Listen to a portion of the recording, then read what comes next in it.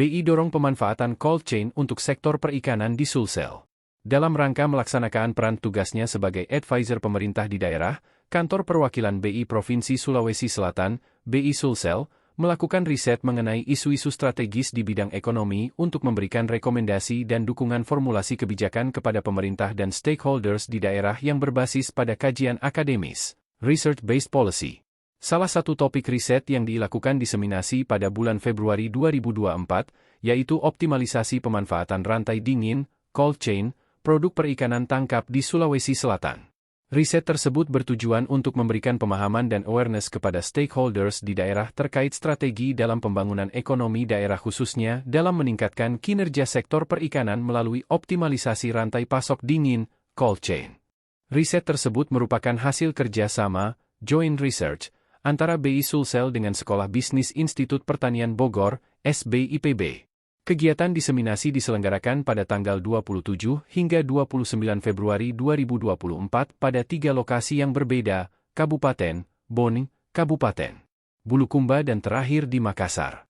Acara diseminasi di Makassar dilaksanakan pada hari Kamis, 29 Februari 2024 bertempat di Four Points Hotel dengan mengundang antara lain, OPD Pemerintah Provinsi Sulsel, Pemko Makassar, Pemkab Takalar, dan Pemkab Baru, Perbankan, pelaku usaha, akademisi, media, kelompok nelayan dan penyuluh perikanan.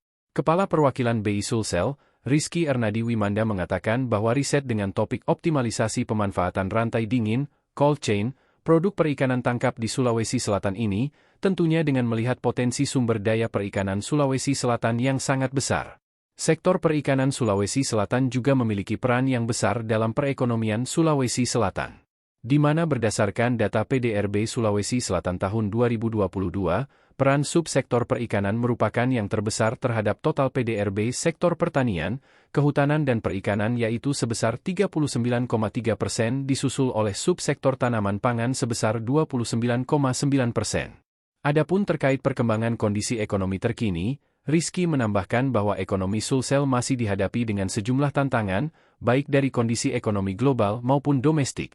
Pertumbuhan ekonomi dunia diperkirakan menurun ke 3,00% year-on-year pada tahun 2024 yang disebabkan konflik geopolitik, perang Rusia-Ukraina, Israel-Palestina, sementara tingkat inflasi dunia cenderung masih tinggi. Lebih lanjut, pertumbuhan ekonomi nasional masih terjaga dengan laju pertumbuhan sebesar 5,05% di tahun 2023, melambat dibandingkan tahun sebelumnya yang tercatat sebesar 5,30%. Adapun laju inflasi nasional di tahun 2023 relatif masih terkendali, yakni sebesar 2,61%. Download Tribun X sekarang, menghadirkan lokal menjadi Indonesia.